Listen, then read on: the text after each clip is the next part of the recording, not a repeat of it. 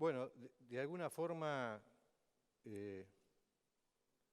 sintetizamos lo que iba a ser nuestra presentación, que la tienen ahora en pantalla, los aspectos relevantes, los próximos pasos de la política monetaria de la Fed y sus derivaciones, sus efectos en las tasas de corto y largo plazo de interés, cómo eso naturalmente puede tener derivaciones en los flujos de capitales, precios de commodities y implicancias para nuestros países, concentrando nuestra reflexión en Brasil y en Uruguay, porque probablemente luego tengamos chance de verlo en Argentina. Entonces, vamos a los aspectos relevantes que quería comentarles. El primero, ¿qué es lo que tienen ahí? Ahí tienen el endeudamiento global.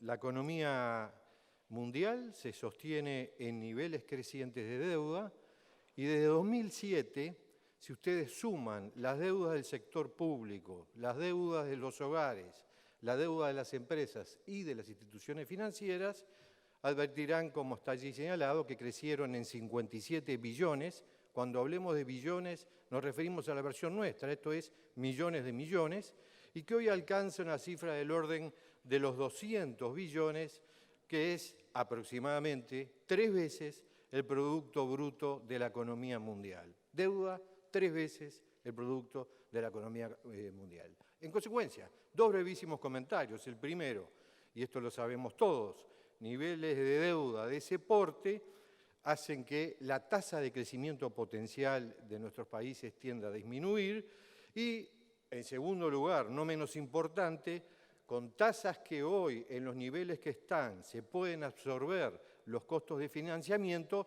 en la eventualidad de subas tendríamos que enfrentar problemas y tenemos naturalmente ahí una seria restricción. El segundo aspecto para nuestra reflexión que considero importante es el siguiente.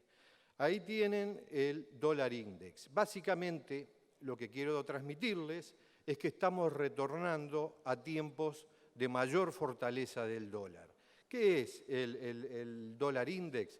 Bueno, es un índice que mide el valor del dólar en relación a una canasta de monedas. Y cuando el índice sube, lo que nos está diciendo es que el dólar se está tonificando, fortaleciendo en relación a esa canasta de monedas. ¿Cuándo empezó este proceso de fortalecimiento del dólar? Cuando se anunció desde la Fed que comenzaba la eliminación del programa de flexibilización cuantitativa, el famoso programa de flexibilización cuantitativa. Este es el programa, ¿se acuerdan?, de compra de títulos tanto privados, hipotecas, mortgage securities, como títulos de tesoro. Y ahí, naturalmente, que con ese anuncio de que empezaba una política contractiva, creció la expectativa de que la Reserva pudiera también iniciar el proceso de aumento de su tasa básica de política monetaria. Mientras esto ocurría y tendía entonces el dólar a fortalecerse, en Europa y en Japón, y aunque en menor medida también en China, aumentaban los riesgos de que sus economías ingresaran en deflación. Y ustedes saben, los procesos deflacionarios son como el infierno de la Divina Comedia, se ingresan ellos y se desencadena un círculo vicioso. Y ante tal riesgo de que efectivamente se consumara la deflación, la prescripción médica era bien clara. Debían devaluar sus monedas, el euro y el yen, como forma de estimular el alza de precios internos. O sea, debían importar inflación. ¿Y cuál era la contrapartida de esto? Y la contrapartida era tender a fortalecer aún más el dólar. O sea, de un dólar que ya se estaba tonificando por los ajustes esperados en la política de la Fed, los programas de flexibilización cuantitativa que comenzaron a llevarse a cabo en Japón y en Europa reforzaron ese proceso de apreciación del dólar. Naturalmente, una apreciación real tan fuerte del dólar impactó en la economía de Estados Unidos, porque como ustedes podrán advertir, implica un deterioro muy fuerte en su competitividad comercial. Se encareció mucho su producción Y ello trajo también consecuencias.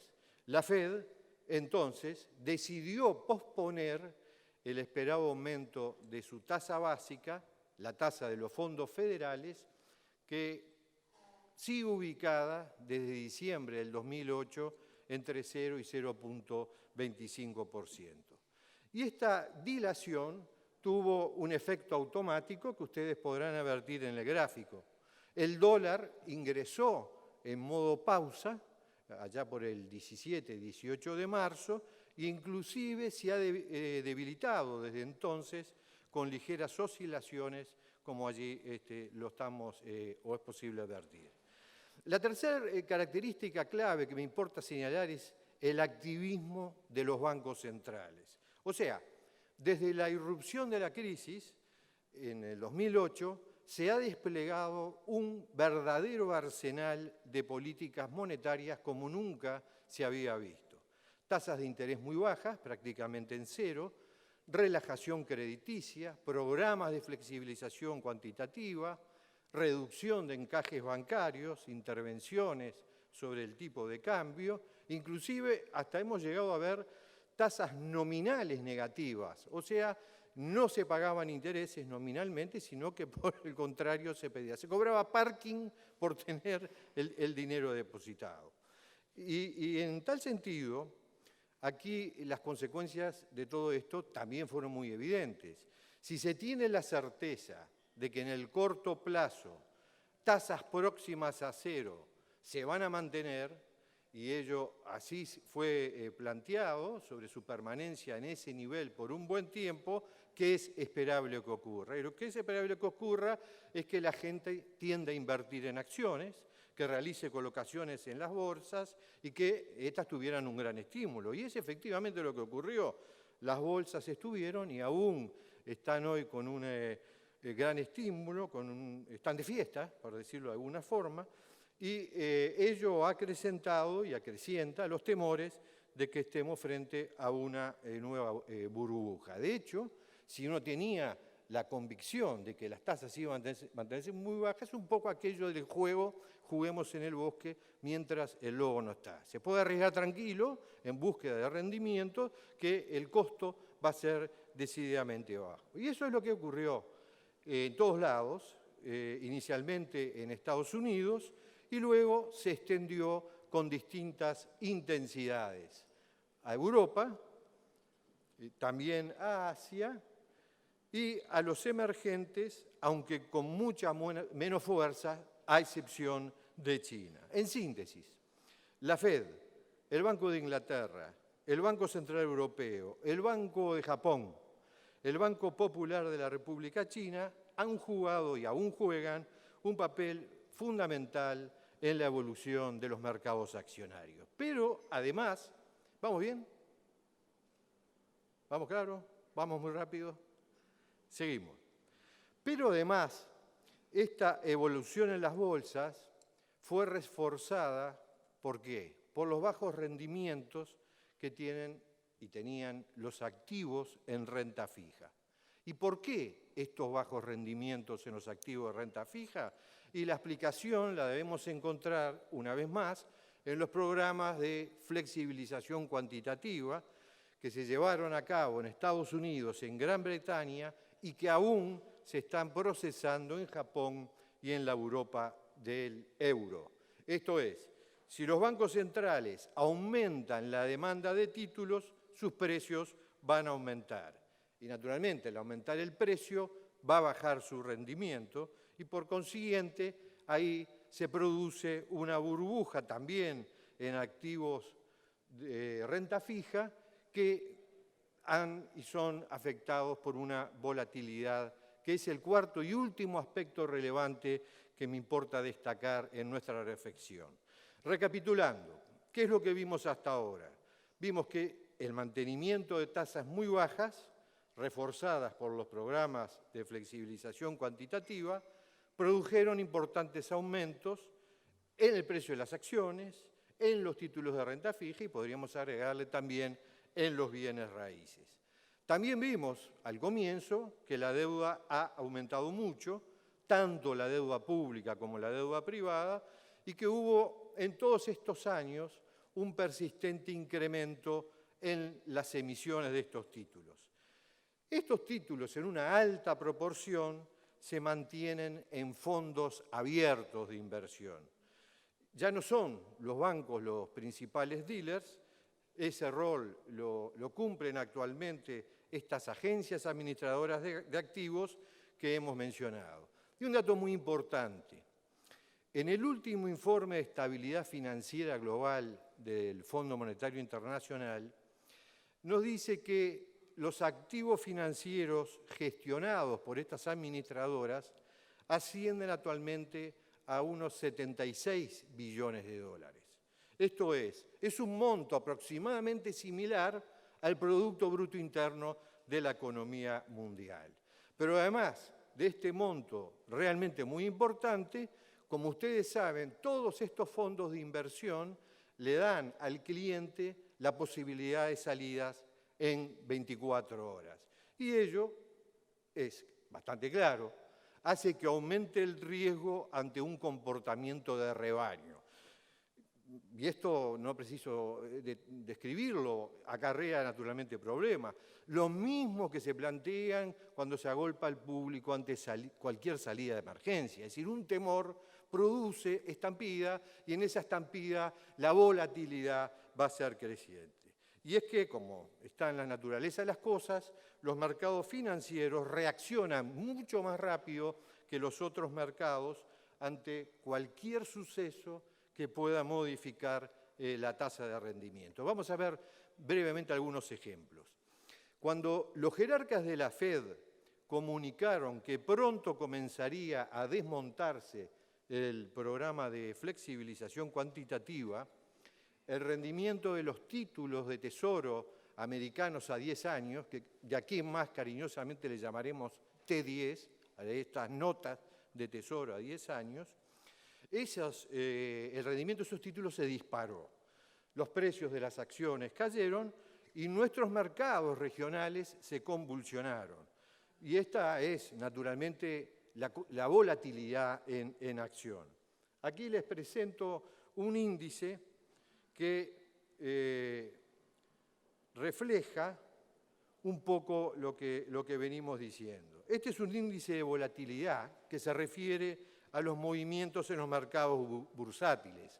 Cuando está en mínimos, natural, refleja confianza, tranquilidad, y a más movimientos, más temores. Si ustedes quieren, estos índices de volatilidad que todos hoy relevamos y lo miramos atentamente, es como un sismógrafo de los temores del mercado.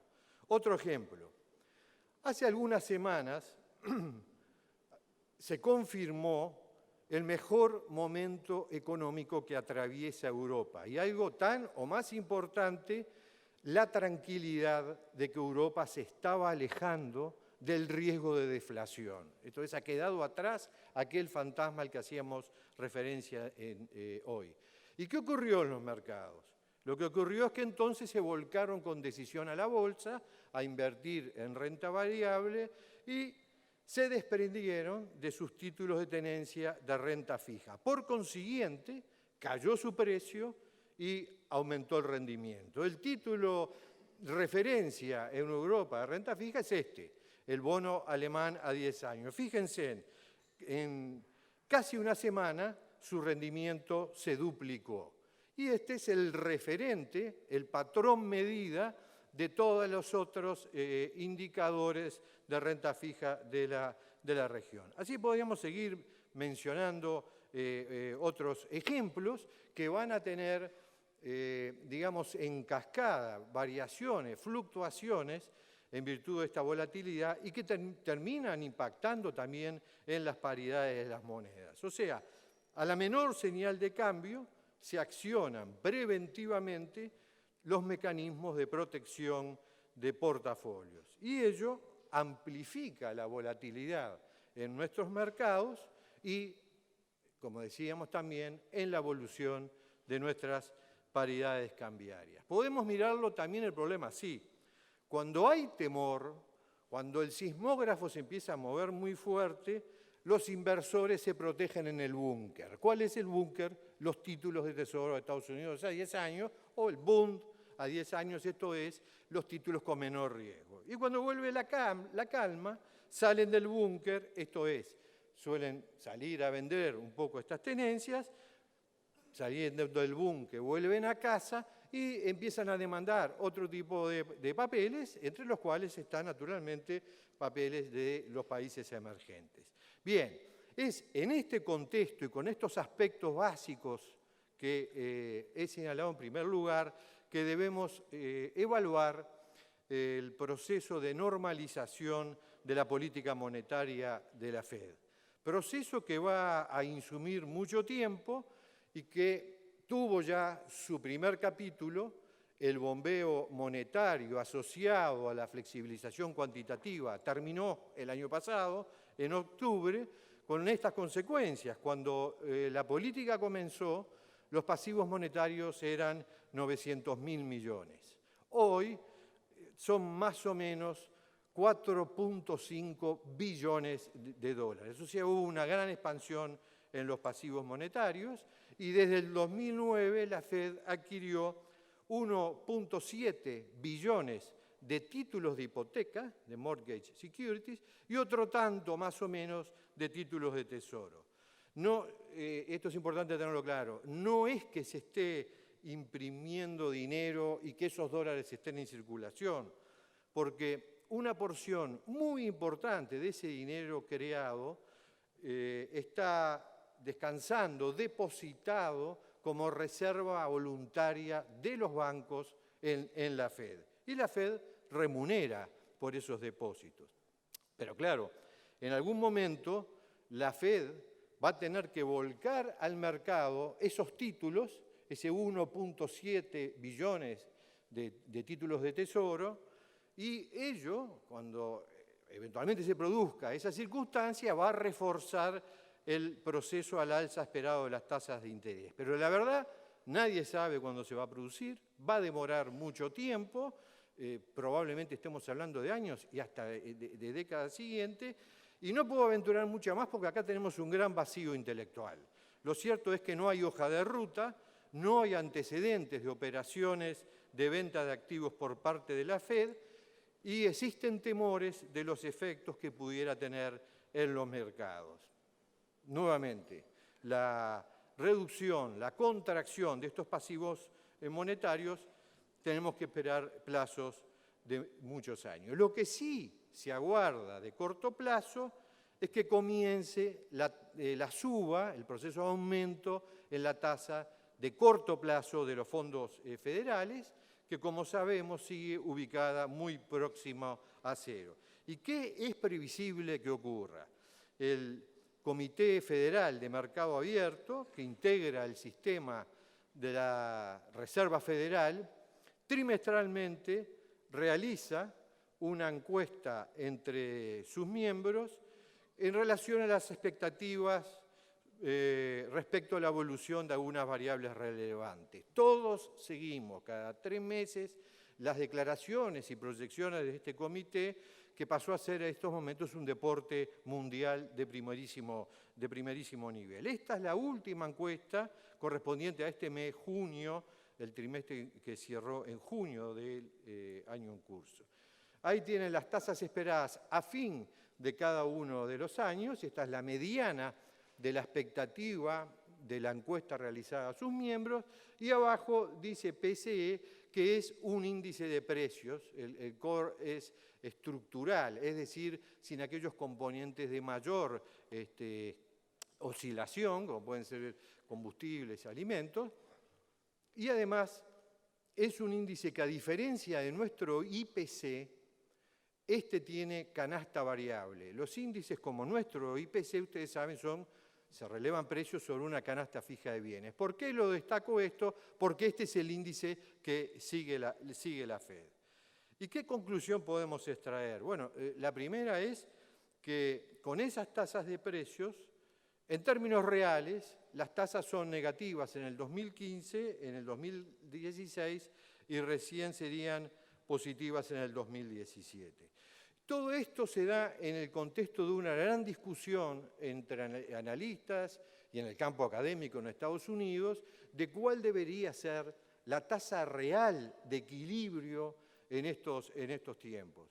Y obviamente una tasa de equilibrio es aquella que, por lo menos miramos teóricamente, permita crecer a la economía de acuerdo a su potencial sin generar presiones inflacionarias. Y no hay, debo reconocerlo, una respuesta satisfactoria. Sí puedo transmitirles algunos indicios que a nosotros, que a la distancia seguimos estos procesos, nos resultan relevantes.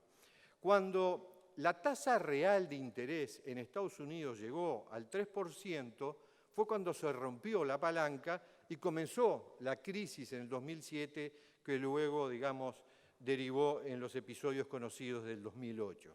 Esto fue a consecuencia de que, estamos hablando de la época Greenspan, la tasa de fondos federales, esta de corto, estaba en el 1% a mediados de 2004, inició un proceso de crecimiento, llegó al 5.25, o sea, bastante próxima al 3% en términos reales.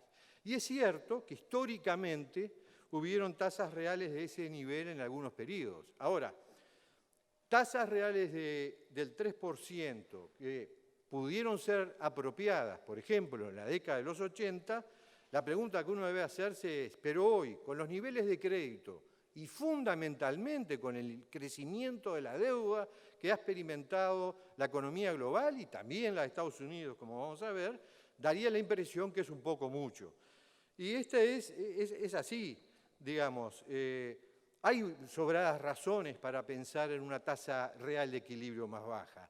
Esta encuesta, si ustedes la proyectan hacia adelante, los miembros de este comité hablan de 3.75 de tasa nominal en el largo plazo, que con una inflación del 2% más o menos nos daría una tasa de 1.75. Pero sigue siendo larga en sus expectativas respecto a lo que otros analistas del mercado están manejando. ¿Y esto por qué es un poco mucho el 1.75? Porque ustedes saben que hay mucho, digamos, análisis.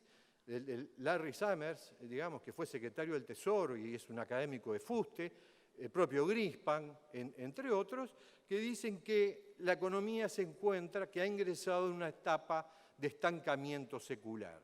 ¿Qué es básicamente ese estancamiento secular? Y bueno, es un periodo que va a estar signado por un muy bajo crecimiento, con lentos aumentos de la inversión y del empleo, con muy moderados aumentos de la productividad, se siguen reiterando índices muy bajos de productividad que hacen que el crecimiento potencial de la economía sea más bajo. Y si el crecimiento potencial es más bajo, dicen, las tasas reales de equilibrio deben ser más bajas. En la misma dirección, la directora gerente del Fondo Monetario Internacional nos habla de que estamos en una etapa signada como una nueva mediocridad. Y, por último, hay quienes sostienen, y con ciertamente razón, con fundamento, que con los niveles de deuda que vimos hoy, en rigor, la tasa de equilibrio de corto plazo en términos reales tendría que ser muy baja y aproximarse a cero. Las reales, insisto en ello. Entonces, de acuerdo a la encuesta, el aumento de la tasa básica sería gradual. De hecho, trimestre a trimestre, estas proyecciones se vienen ajustando a la baja, se han movido en dirección de lo que espera el mercado. Si ustedes ven el mercado financiero de futuros, lo que van a inferir es que ese 0,625 para cierre de este año, el mercado espera que sea medio punto, 0,5. El año que viene, 1.125 y hacia adelante 1.75. ¿Y qué podemos decir de las tasas de largo plazo?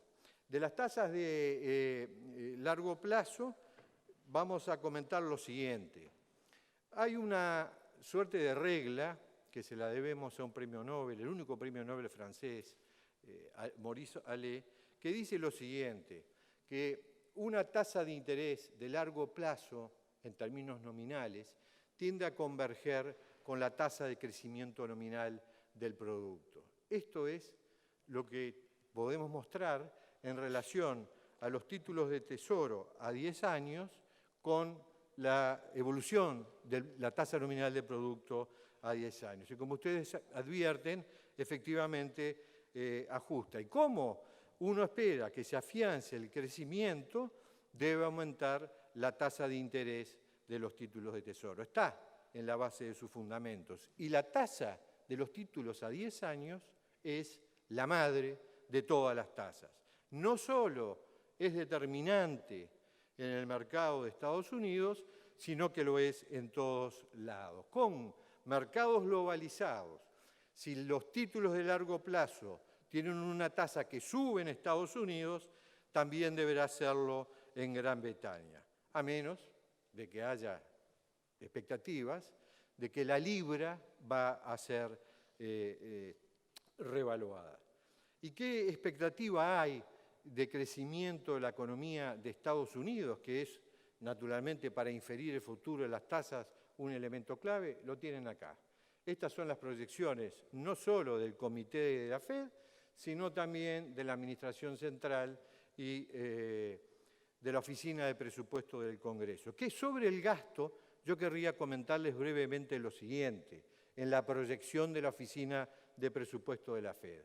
Ahí tienen ustedes una proyección para la próxima década de los 3 componentes fundamentales que van a estar creciendo. Tenemos los programas de salud, tenemos los gastos en seguridad social y los intereses de la deuda federal. Deuda federal que en los últimos años pasó de 7.7 billones a un nivel actual de 18 billones de dólares. ¿Cómo? Con el crecimiento del producto que mostrábamos recién, la recaudación va a crecer, pero va a crecer menos que estos gastos, el déficit fiscal en Estados Unidos va a aumentar.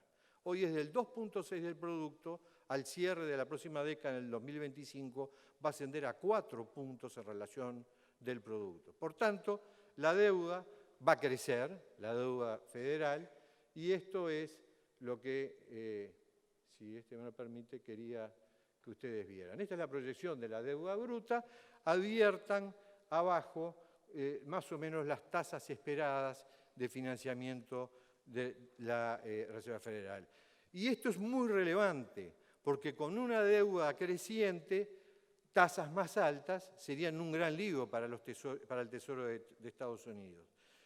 Y uno debería esperar, con cierta lógica, que no puede ser que desactivar la bomba monetaria implique activar la bomba fiscal. O sea, todo esto va en la dirección esperada de subas muy graduales en la tasa de interés. En conclusión, tendríamos una recuperación gradual de la tasa esta de los fondos federales de corto, también de las tasas de largo, un punto de llegada de la tasa de los fondos federales que sería ostensiblemente menor a los existentes en el pasado y presumiblemente no retornaríamos a los niveles de precrisis. Si tuviera que arriesgar un número, esta tasa de fondos federales es entre 2 y 3% y la de los títulos a 10 años, los T10, entre 3,3 y 3,6. Esto es un poquito por debajo de lo que daría la regla de oro que les mostraba hoy, porque se proyecta una inflación de 2 puntos, un crecimiento del producto de 2 puntos, debería estar próxima a 4, un poco más bajo. ¿Por qué? Por los niveles de deuda a los que hoy hemos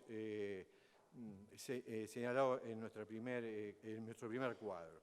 Esto es, presumiblemente, nosotros vamos a tener un proceso de estas características y que haya tasas nominales relativamente bajas en dólares es una gran noticia para nuestras economías. ¿Por qué? Porque se trata de un determinante clave en los flujos de capital. De cualquier manera, nosotros no tenemos ningún control sobre la evolución de las tasas, no tenemos ningún control sobre la volatilidad. Vamos a ver luego sobre qué sí tenemos control. Pero para graficar un poquito más nuestra idea, si esta es la evolución esperada de las tasas, las de largo entre 3,3 y 3,6 para títulos de 10 años, pensemos lo siguiente, y mirando el Uruguay.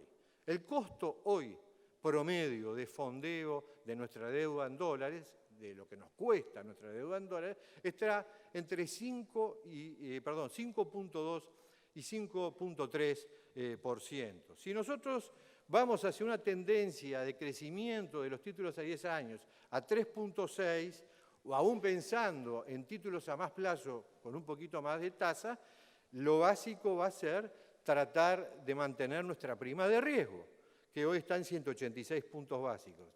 ¿No es así?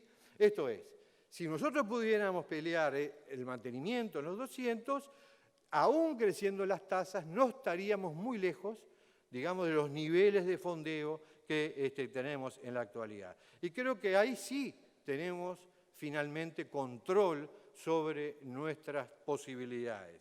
Hay que cavar trincheras y defender la prima de riesgo frente a un escenario de subas de tasas que presumiblemente sea gradual y a su vez de aumento de las primas de riesgo. ¿Qué debe hacerse para defender la prima de riesgo? Es algo que ustedes conocen bien, es la misma agenda que se suele utilizar para preservar, digamos, el ingreso de capitales al país. Ingreso que en los últimos tiempos ha sufrido una gradual desaceleración.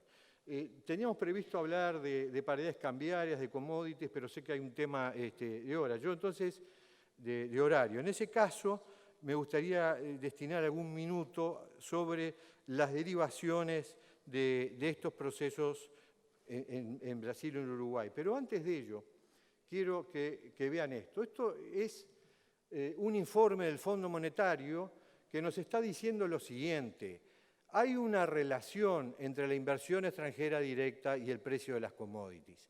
Cuando las commodities desaceleran o inclusive caen su precio, las inversiones tienden a desacelerarse e inclusive luego a caer. Esto es extensivo en general a todas las inversiones corporativas. Y hay una cadencia que no vamos a ver ahora, que es medular tener presente. Cuando el dólar se fortaleció mucho, las commodities cayeron muy fuerte en sus precios. Esto es lo que tenemos acá, un 40% en relación a mediados del 2011. Cuando el dólar comienza de alguna forma a perder fortaleza, es lo que veíamos hoy, el delay y una posterior caída, las commodities tienden a desacelerarse. Lo mismo ocurre con las paridades cambiarias. Y todo responde a lo mismo que mencionábamos hoy. El pivot es la tasa esperada de la variación esperada de la tasa de interés. Cuando se espera que ésta se posponga en el tiempo y sea muy leve su gradual aumento, tiene derivaciones en la fortaleza del dólar, en los flujos de capitales, en las inversiones extranjeras directas, en los precios de las commodities. Y así, efectivamente, es como ha operado. La última de esta parte que querría que vieran es esta del Instituto, digamos, Internacional de Finanzas, que es esta. Esta es lo esperado que ocurra en relación a los flujos netos de capital a América Latina. Ahí tienen lo que ocurrió en el 2014, lo que es previsible que ocurra, menor nivel en el 2015, acá ya estamos conglobando todo, inversión extranjera directa e inversiones de cartera. Y ustedes me podrán decir, suena un poco optimista la previsión para el 2016. Es que en realidad se sustentan algunos criterios que puede, o mejor dicho, supuestos, que puede que su convalidación no se dé en los términos que prevé el Instituto. Acá lo que se está diciendo es que vaya a haber un éxito en el ajuste que está llevando adelante Brasil, que haya avances en las reformas estructurales en México, que hay una próxima o esperada reinserción de Argentina en los mercados financieros internacionales, y en base a esta expectativa es que se menciona lo que allí está indicándose. Y aquí tenemos las monedas que anticipaba, la fuerte caída, un gran fortalecimiento del dólar, su contrapartida, las caídas o las devaluaciones de otras monedas de América Latina, el dólar entra en delay, se tiende a estabilizar y lo mismo ocurre con nuestras paridades. O sea, lo que deberíamos prever, porque están los fundamentos, que el dólar se siga tonificando, pero sí tendríamos que esperar que lo hiciera de aquí más en cámara lenta. Eso es lo que se desprende además del último informe del Fondo Monetario Internacional sobre la economía de Estados Unidos, que transcribo textualmente: la fortaleza del dólar ha impactado en el crecimiento de Estados Unidos y en la creación del empleo, está moderadamente sobrevaluado, dice el fondo, y una apreciación más marcada sería perjudicial. O sea, esto es un poco lo que uno debería esperar que ocurriera. Dejemos de lado entonces commodities y hagamos algún breve comentario sobre Brasil con un ligero contrapunto de Uruguay. De un Brasil que al cierre del año pasado tenía un déficit fiscal total de una magnitud próxima a 6.2% en relación al producto. ¿Y qué es lo que se está haciendo? En esta, su segunda administración, el gobierno de Dilma Rousseff ensaya un ajuste ortodoxo. Esto es, se parte del presupuesto de que la recesión actual es resultante de errores de política del pasado. Si ustedes quieren, este gobierno de Dilma recibió la herencia maldita del anterior gobierno de Dilma, se encara un ajuste ortodoxo que supone controlar el déficit fiscal y la inflación y se espera que eso habilite mayor confianza a los agentes económicos y que se fortalezca la actividad. Se insiste en esto y, naturalmente, el problema radica en que el endurecimiento de la política fiscal, conjuntamente con una política más contractiva, profundiza la recesión.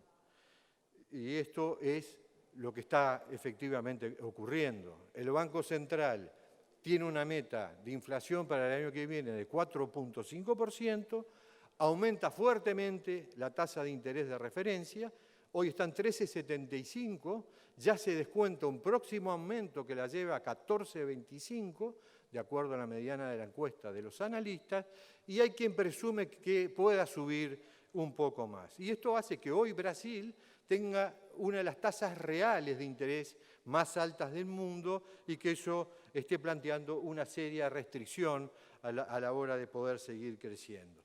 La expectativa oficial para este año es una caída del 1.2. Los analistas dicen, en la mediana de la encuesta, que caería 1.5 el producto este año en Brasil, y hay quien ya está previendo que pueda ser mayor, más próxima al 2%. Entonces acá hay dos preguntas que a uno naturalmente le surgen. La primera es, ¿qué precio recesivo se está dispuesto a pagar? Porque si la salida va a ser muy lenta, la mediana de la encuesta para el año que viene, para el 2016, habla de un crecimiento de 0.6-0.7%, el año que viene va a ser un año de elecciones municipales. Entonces tenemos los problemas de la corrupción, más este nuevo, digamos, o este neoliberalismo trabalista, está generando mucho ruido a la interna del Partido de los Trabajadores y de su principal aliado, el PMBB, temas que seguramente van a ser vistos posteriormente. Acá tenemos un punto a tomar en consideración. Y el segundo aspecto, sobre el que no voy a incursionar, pero sí dijo plantear la pregunta, ¿qué chance de éxito tiene un programa de ajuste con una recesión tan marcada, con un gobierno cuya popularidad, de acuerdo a la última medición, está en el 10%? En Uruguay, haciéndose breve contrapunto, el cuadro de situación luce un poco mejor.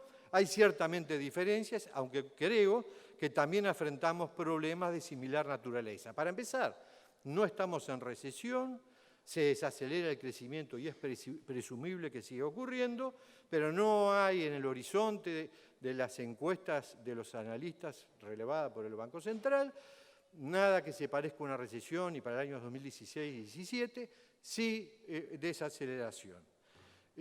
Vamos a dejar de lado algunas otras variables y ubiquémonos en el plano fiscal. Si tiene éxito el plan en marcha en Brasil, el déficit en cuenta corriente, que es muy alto, arriba del 4%, no se reduciría para el año próximo, lo que mantendría entonces como una complicación para el sector externo. En Uruguay, en virtud de las metas fiscales divulgadas, conocidas por todos, ese ajuste va a ser lento, gradual, y también va a implicar que sea el sector privado el principal responsable del mejoramiento eventual, de la disminución del déficit en cuenta corriente. Pero hay un punto para mí muy importante que deberíamos tomar en consideración en este contrapunto, y tiene que ver con lo siguiente. En Brasil, por primera vez en 11 años, el consumo de las familias está cayendo y es presumible que lo siga haciendo. El consumo de la gente, que ha sido el buque insignia, digamos, de la gestión del Partido de los Trabajadores, va a seguir descendiendo, por lo menos hasta muy avanzado el año próximo. En Uruguay, que desde el 2006, a excepción del año 2009, el consumo privado venía creciendo sistemáticamente por arriba del producto, ya no lo hace, crece, pero lo hace una tasa inferior del producto, y es que naturalmente tienen menos fuerza los generadores que hicieron posible esta variación por encima de lo que los uruguayos producimos. Ahora, acá está el punto. Es probable que ambos países deban afrontar presiones que procuren restablecer mayores niveles de gasto.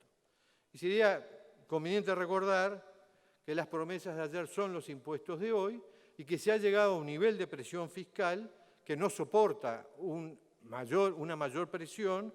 Ambos países están por encima, bastante por encima del 30% en su presión fiscal, probablemente más alto o ciertamente más alto Brasil, quien además tiene un sistema más distorsivo en su estructura de impuestos.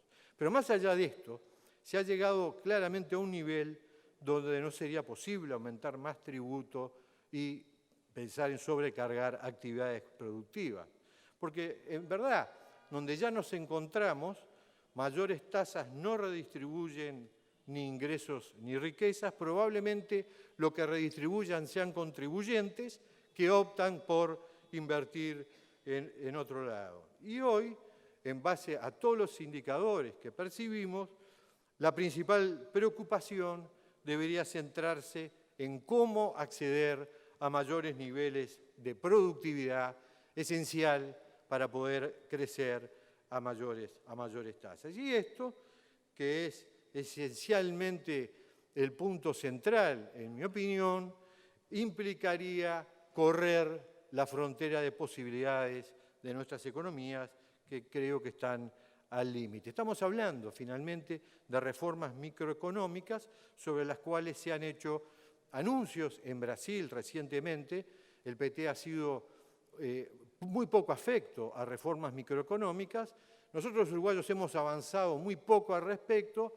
Hay expresión de buenos propósitos al respecto que confiamos que puedan concretarse en programas a la brevedad.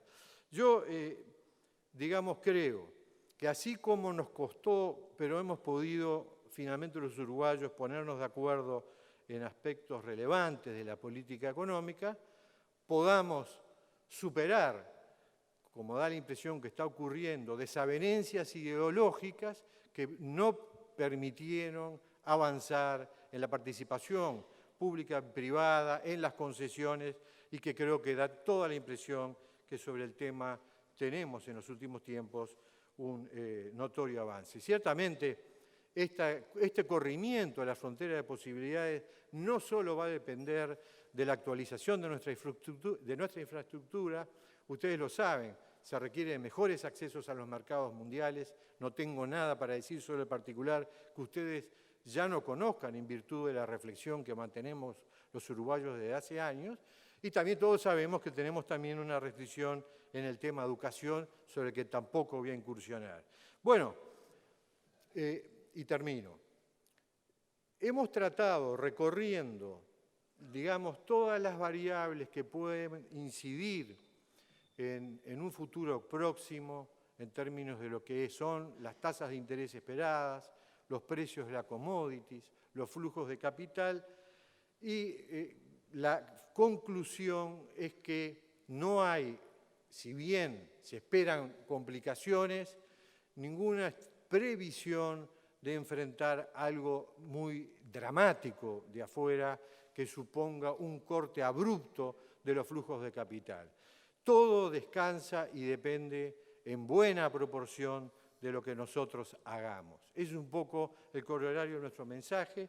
Entonces, quisiera transmitir que Macbeth, la obra de Shakespeare, culmina con una sentencia que dice lo siguiente: no hay noche tan larga que no encuentre un día. Creo que en virtud de la reflexión que hemos hecho, no va a haber noche larga, probablemente tampoco tengamos noche. Permitamos, eso sí, que entre la luz para poder advertirlo. Gracias a todos.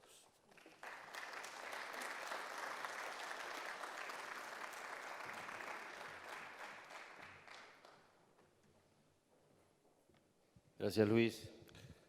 Economista, si tuviera que caracterizar el principal desafío que enfrenta hoy el equipo económico de gobierno, usted que estuvo de ese lado también, decía que usted estuvo de ese lado del equipo económico de gobierno, y si tuviera que caracterizar el principal desafío que enfrenta hoy este equipo, sería por el lado de financiar un presupuesto que tiene que cumplir con ciertas promesas electorales, sería por el lado de la negociación colectiva. ¿Por dónde lo ve?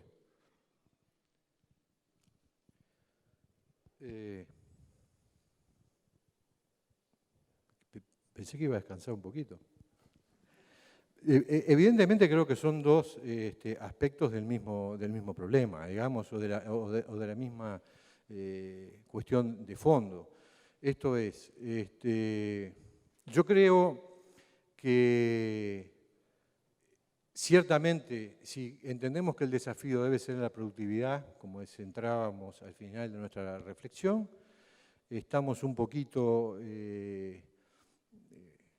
preocupados por los niveles de competitividad de nuestra economía, por los precios o los costos, mejor dicho, que medidos en dólares están por detrás de nuestra competitividad, y creo que sería deseable que la política de ingresos, o lo que es lo mismo, las pautas para los aumentos salariales, pudieran reflejar esas circunstancias. Esto es, si ustedes toman el último trimestre móvil, van a advertir en relación al mismo periodo del año anterior que perdimos 30.000 puestos de trabajo.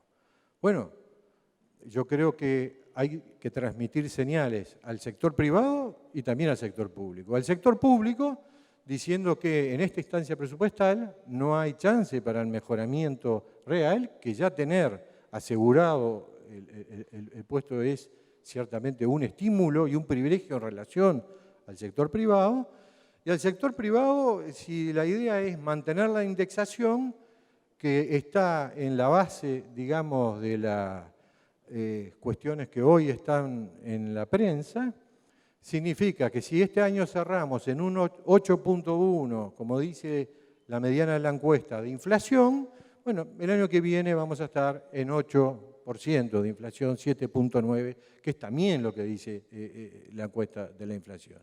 O sea que en esta carrera de vallas me parece que habría que transmitir señales, las señales no deberían ser distintas.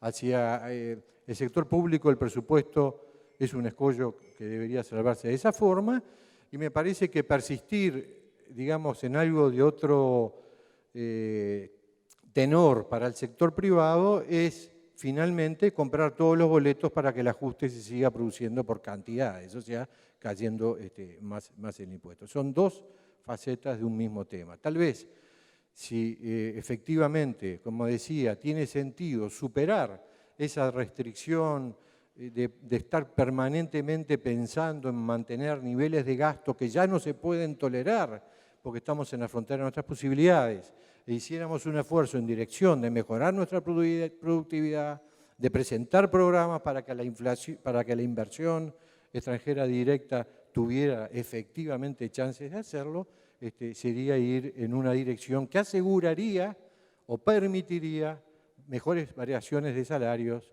y también, naturalmente, un mejor bienestar para todos. Luis, ayer veníamos hablando con Mariel el tema de los procesos políticos. Nadie puede decir mucho, en los procesos electorales nadie puede decir mucho, porque todo lo que tienen que decir los políticos en general redundan en un ajuste, es una mala palabra el ajuste. Hoy pasa en Argentina que los políticos no hablan, no dicen nada, porque todo te lo reducen de alguna manera a lo que es un ajuste. Pasó lo mismo en Uruguay, pasó en Brasil.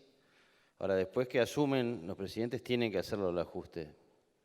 Indefectiblemente, no tiene otro camino, porque está pasando en Brasil, va a pasar en Argentina y está pasando en Uruguay ahora. O por lo menos vemos eso. Entonces, ¿cómo, tú que estuviste en militancia política activa, ¿no?